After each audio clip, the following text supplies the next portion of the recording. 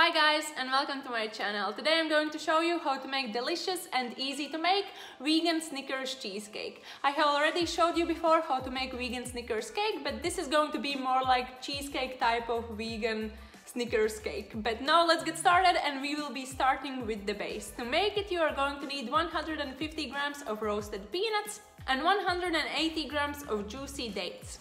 Place both ingredients in the food processor and process for about 5 minutes until mixture becomes sticky like this. Place it in spring form, which is about 8 inches. Even it out and press tightly with your fingers. I suggest that beforehand you grease the cake tin with some oil so it's easier afterwards to take the cake out of it.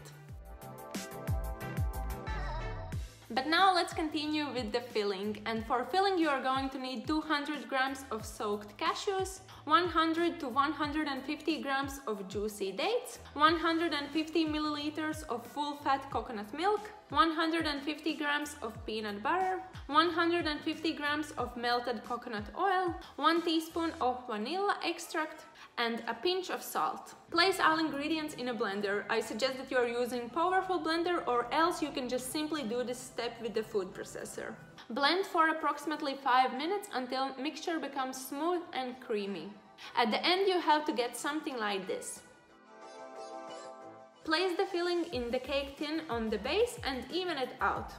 And to make it more like Snicker alike, you can decorate it with some roasted peanuts, peanut butter and chopped chocolate. Place the cake in the fridge for at least 4 hours until it firms up, and that's it. Take it out of the form, cut it in slices, and you are ready to go. And here is our super delicious and easy to make vegan Snickers cheesecake, which is also gluten-free. I really hope you enjoyed this recipe and you're going to try it out. You can find all the details below this video.